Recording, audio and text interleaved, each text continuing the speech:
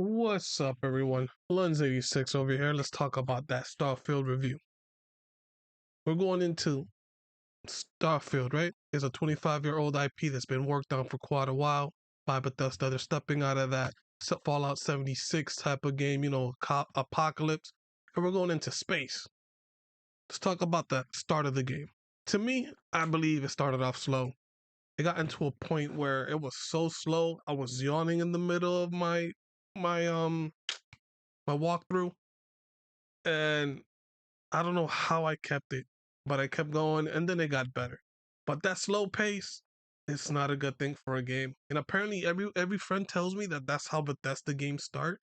And me, no, I don't like it. Like, it's to me, games have to click in ASAP in the beginning of it. It might get slow in the middle, it might become slow at the end, but not in the beginning. You want things to like happen in the beginning. You want to pull me into the game in the beginning. And I believe Bethesda, if that's how they do their games, they're so off. But I guess it's a formula that works for them, but it's not for me. I think that's why I didn't even finish Fallout 76 because it was just boring. I stuck it out for this one because I really, really wanted to see what's the game about. But yeah, if you're gonna play this game and you haven't yet, it starts slow.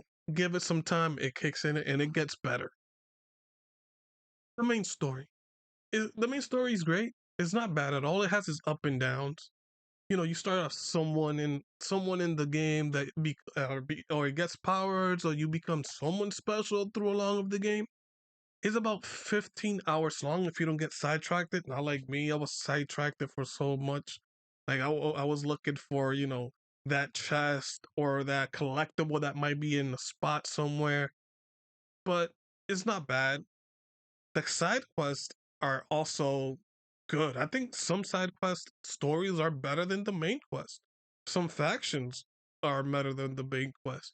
Is it's sometimes do you say like, yo, this should have been part of the main story because the story is so good on the side quest for the factions and so on. Because I believe there's more side quest stories than the main missions. You got multiple factions, which each one of them have their own stories, and you also have like these little side stories that come up. Like you could be walking down towards your next destination in a city, and out of nowhere you're hear like people talking, and they're talking about something that's going on in the area, and you'll just see it pop up, be like, oh, side quest added, or investigate something, and it detracts you. That it's not bad. I like that. That's pretty cool in the game.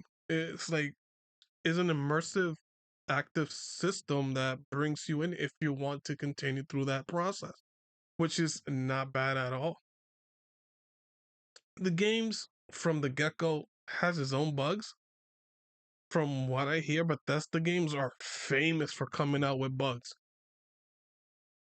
Like it's insanely horrible. I mean, nowadays, what game doesn't come out with bugs? That's all part of the gaming industry now. They believe, oh, we'll just throw it out. We'll throw a day one patch, or we'll just patch it along. But I guess they don't understand that if a game is so buggy, you don't want to play it, and then you just forget about it that it's there because another game will come out next week that is better than the game, or doesn't have that much bugs as whatever game you were playing at the moment. So I believe developers should start working on getting those bugs ironed out before it comes out. But we're the ones that talk with our pockets and we're doing nothing about it. But there was a few bugs, at least in my walkthrough. There wasn't that many. As so many people were telling me like, "Oh, I had this and this." I would say I had about 4 bugs in the whole walkthrough of my game. I had the invisibility suit. For some reason, I would crouch down, get back up, and I would stay invisible. I was like, "Oh yeah, this is easy. I love this bug." But they still see me. I was just unable. I wasn't able to see my own body, but everybody else, I wasn't there for everybody else. I also had the gun will disappear out of my hand, which was crazy. Like I will aim down sight, and I'm like, "What the hell? Where's my iron sight?" And what was the other bug I had? Oh, I had a bug where I used my special ability for like slowing down time, and it literally says, "Oh, it takes about 9 seconds." I think I was slowing down time for like about 5 minutes, and it was horrible because I was like, I jumped and I just maintained levitating for 5 minutes. Sucks. It sucked, but I found a way to get rid of it. The game doesn't provide you no game tutorial. Like, it just thinks that you know what you're gonna do, and it doesn't tell you what you need to do first. For newcomers to this type of game like myself, again, I tried Fallout 76, and like within a few hours, I gave up on it. I just said to myself, "Nope, this is not for me." And newcomers, now that the world is based on just casual gamers, we expect to be like babied into things. Like, yo, tell me what to do next for like at least the first two missions so I could know what's going on. Nope, not in Starfield. I was walking around like for hours going into like planets. Like, I know planets that had zero gravity, and I'm jumping and it's taking forever and stuff like this. I'm like, yo, when am I gonna get my jetpack? I'm in space. How come I don't have a jetpack? Do I need to buy it? And like, I see my suit and it doesn't work. I'm like, oh, that must be just like decoration. And one of my boys was like, nah, man, you gotta add points to your jetpack stuff so that way your jetpack activates. Stuff like this. Like, you don't have to hear it from somebody else. The game should tell you. I don't know where he heard it from. I'm pretty sure he heard it or he looked it up online too. And so on and so on. But the game should be the one telling you that, all right, you gotta do this to be able to unlock new things. And that's when you see what's going on. The skill tree in the game, very amplified.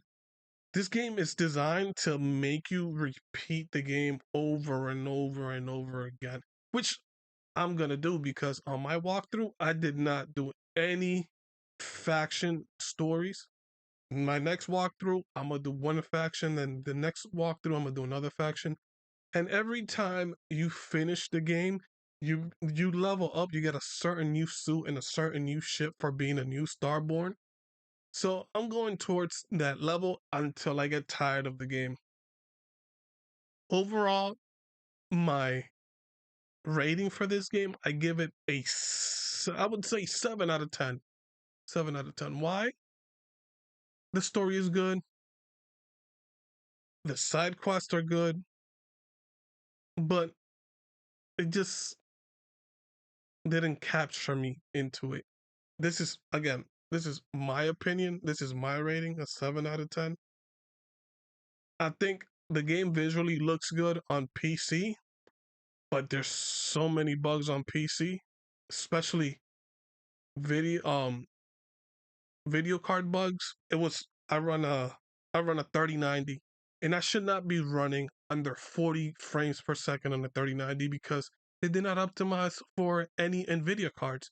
They favored the AMD because they have a contract with AMD, which sucks. If you want to have a console war with Sony and Xbox and Microsoft, go ahead. But again, 10 out of 7 is my final result for this game.